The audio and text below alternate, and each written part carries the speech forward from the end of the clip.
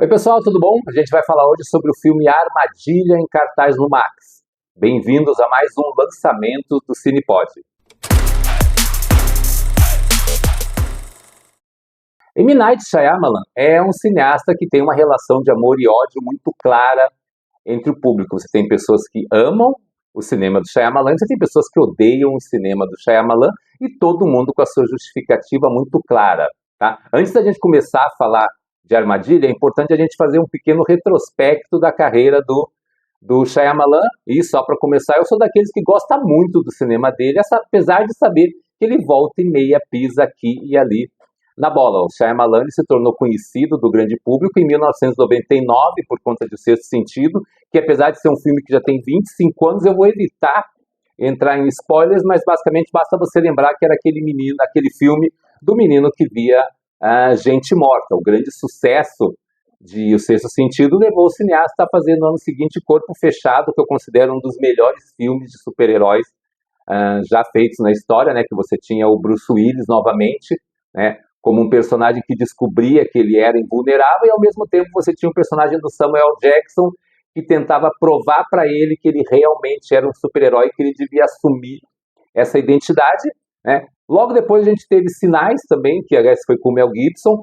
e aí você já começava a perceber uma certa característica do cinema do Shyamalan, que era justamente a questão de você sempre ter uma reviravolta, um plot twist no final, que fazia com que você precisasse rever basicamente toda a ideia do filme, ou seja, você chegava nos últimos 5, 10 minutos, ele trazia uma determinada revelação que fazia com que você, nossa, vou começar a ver o filme de outra forma.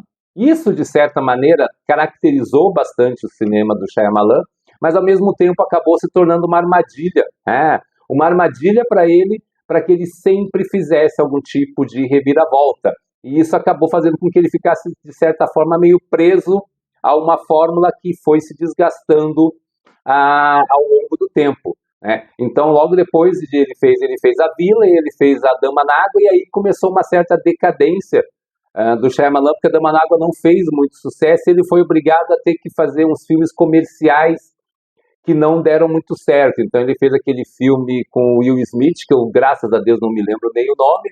Ele fez O Último Mestre do Ar, e parecia que a carreira dele estava meio indo para a cucuia, porque realmente ele não estava mais se caracterizando como um autor que ele tinha sido a principal forma de reconhecimento dele no começo do século. Mas há cerca de 10 anos ele voltou ao filme de suspense com o filme A Visita, que era um filme feito em found footage, né? Ou seja, a ideia de você ter uma personagem filmando, né, as coisas que estão acontecendo dentro da trama, e ele conseguiu novamente se tornar um cineasta relevante dentro da seara do suspense, principalmente por conta de Fragmentado, com James McAvoy, que foi um grande sucesso e que levou, inclusive, à continuação de Corpo Fechado, que se chamava Vidro, onde ele fechava a história tanto do personagem do Samuel Jackson, do Bruce Willis e do personagem do James McAvoy.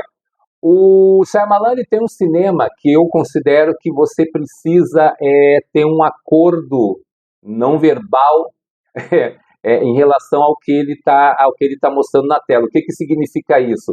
Que para você poder aproveitar muito bem os filmes do Shyamalan, você precisa estar de acordo com o que eu costumo chamar que são as Shyamalanices que ele tem. Ou seja, por exemplo, ele tem uma tendência de explicar demais, de ser muito didático. Por exemplo, o último filme dele chamado Tempo, penúltimo filme dele chamado Tempo, você tem uma história que é basicamente fantástica, que é uma praia onde as pessoas vão envelhecendo, em que todos os personagens o tempo todo estão tentando trazer uma certa racionalidade a um universo fantástico. Isso é uma tendência que o Shyamalan tem, que às vezes me incomoda um pouco.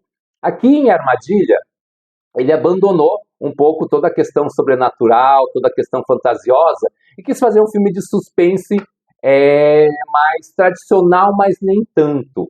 A história básica é a seguinte: a gente tem um pai de família, que é interpretado pelo Josh Hartnett, que leva a filha para assistir um show que vai ser realizado no ginásio. Por coincidência, né, o show é feito pela Saleha Shyamalan, que é a filha do M. Night Shyamalan. Ou seja, o filme, na verdade, ele tem dois objetivos. Um é entreter o público e o outro é dar visibilidade à filha, ou seja, nepotismo no mais alto grau, né? Enfim, quando ele chega nesse ginásio para ver o show, ele descobre que, na verdade, aquilo é uma grande armadilha, né, de novo, para pegar um serial killer que está aterrorizando a cidade. E você descobre também, se bem que isso já estava no trailer, que o Josh Hartnett é o tal do serial killer. Então você passa a maior parte do filme tentando descobrir como que ele vai conseguir escapar, porque, na verdade, você tem centenas de policiais dentro desse show prontos para pegar o assassino. Essa é a premissa básica. O que o Shyamalan faz a partir daí? Ele joga uma série de conveniências, coincidências, ele força muito a estupidez dos personagens de forma que isso possa ajudar o personagem do Josh Hartnett a conseguir escapar da polícia. Isso incomodou muita gente, mas para mim não incomodou. Por quê? Porque está muito claro que o Shyamalan ele não está se levando a sério ali em nenhum momento. Ou seja, ele é um cineasta que ele sabe que a premissa da história é absurda, e a partir disso ele vai a fundo nos absurdos que ele mesmo já estabeleceu. Ou seja, você tem personagens que ficam contando tudo o que está acontecendo pro Josh Hartnett, você tem personagens que contam segredos, contam as estratégias da polícia, as estratégias do FBI, todo mundo faz tudo para ajudar o personagem. E isso causa uma certa estranheza, por quê? Porque você, em determinado momento, você passa a torcer para que o personagem consiga escapar, o que é muito bacana do ponto de vista de percepção, porque você sabe que o Josh Hartnett ele é um personagem, ele é um serial killer, ele é um personagem cruel, que ele estraçalha, ele mutila as suas vítimas, mas ao mesmo tempo ele é um pai de família, você percebe o carinho que ele tem com a filha, então você fica naquela relação dúbia, você está torcendo para que ele escape, mas ao mesmo tempo você sabe que não é bacana que ele escape, porque ele é um assassino. O Shyamalan, ele faz uma escolha narrativa que eu acho muito interessante dentro do filme, que é colocar tudo do ponto de vista do personagem do Josh Hartnett, pelo menos os 2 primeiros terços do filme, é tudo do ponto de vista dele. Então por que isso? Porque ele está no controle, ele está sabendo lidar com a situação, ele vai usar as estratégias e as artimanhas dele para conseguir escapar. E, de novo, as estratégias e as artimanhas dele são as coisas mais absurdas possíveis, mas, de novo, dentro dessa linha de você não se levar a sério, de você comprar o absurdo da trama, funciona muito bem. A partir do terceiro ato, que é provavelmente o mais divisivo, que foi o que justamente está criando ainda, né, a grande parte dos questionamentos e das críticas ao filme, o Shyamalan meio que ele abre mão desse ponto de vista do Josh Hartnett e joga o ponto de vista em outros personagens que talvez não funcionem tão bem. Você acaba sendo...